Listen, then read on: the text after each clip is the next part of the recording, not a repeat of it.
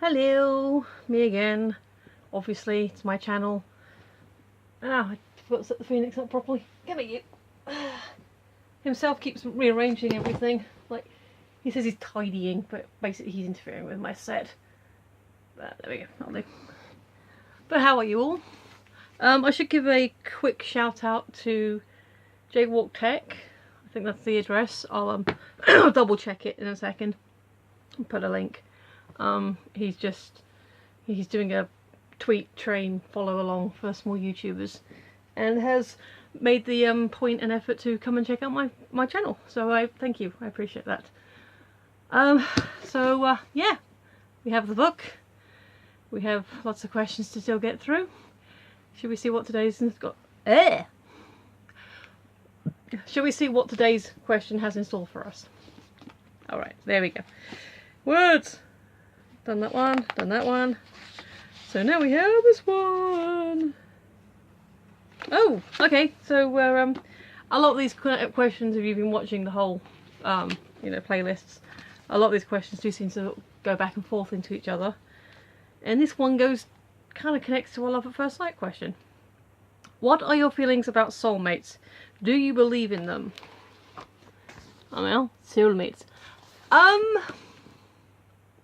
I don't know is the short answer. It's a lovely idea. I guess the basic premise is that there is one person out there for you who is like absolutely tops perfect match.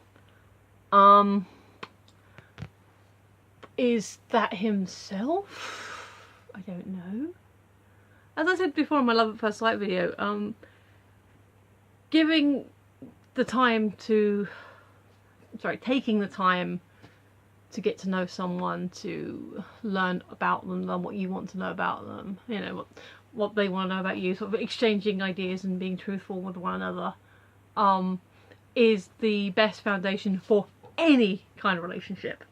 You know, especially romantic, but even a friendship relationship, anything, you know, where if you are choosing to invest your time and energy into a person, for any means, be it just chilling out for a drink or, you know, creating a life and possible family together, then you want to know what you want, you know, what you can find out about each other. And that's fair enough, and it should work both ways. And hopefully, you know, they don't betray you. And that's a good thing. Whether or not you're gonna find that ultimate connection that can be defined as soulmate. I said I didn't believe in true love or love at first sight. I do believe in true love, sorry.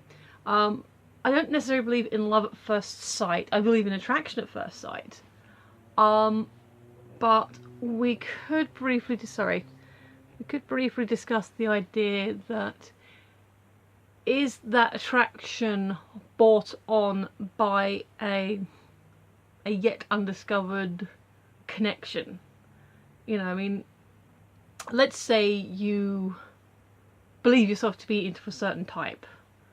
For example, if you go down my celebrity pash list, you know, the ones that I kind of put on my, yeah, I'd do them list. A lot of them have blue eyes.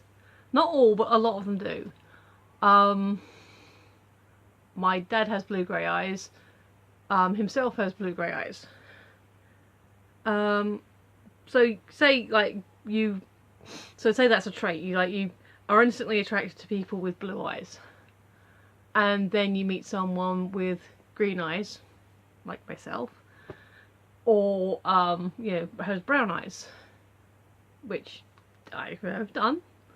And then you're suddenly, oh wow, this person's really attractive. They're not the, okay, the eyes thing's a bit, you know, because you have to get close to them to sort of see properly sometimes, but it's, you know, it's how, yeah, it's probably the best. Oh, but maybe hair would be a better example. You know, say you've always gone for blondes, and then suddenly you find a brunette you like, or a redhead. I realise these are really superficial things to sort of have as attraction, but it's the only other way to, because everything else is not superficial I'll think of the word, but subjective. Any kind of attraction is subjective.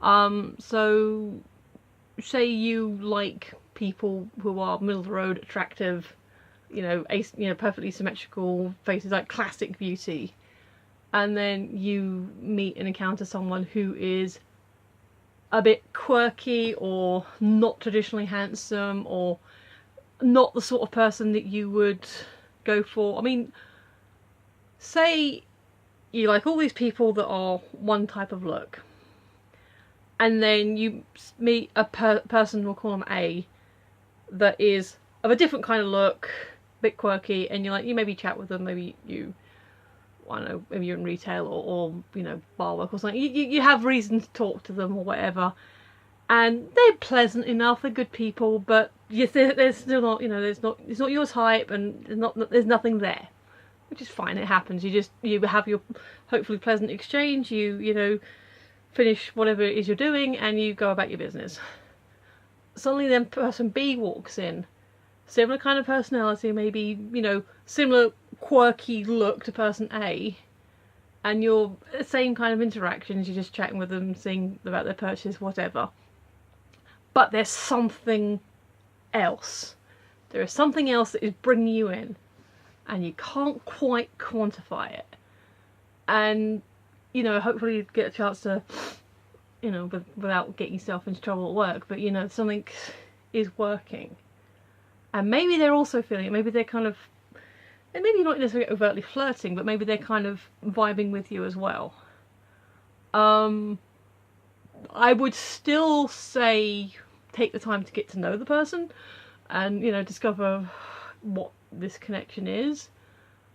But yes, you could perhaps, define that connection, that sort of mysterious, oh, you're not who I normally go for, and you kind of remind me of the person I was just speaking to, and they didn't vibe with me at all. But you, I'm vibing with. You could, if you wanted to, define that as soulmate, that kind of connection. And if you have that kind of connection, awesome. More power to you. You go do you, and you be happy together. So what was the exact wording on that question? I sometimes think I might answer the question and answer the different one. Oh, do I believe in them?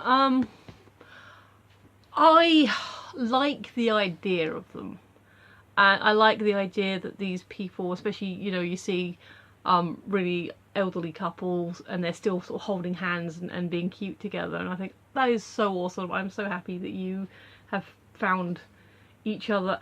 That being said, you don't know that elderly couple haven't only met a few years ago. Maybe they're both widowers, maybe they've had a loss or divorces or something else.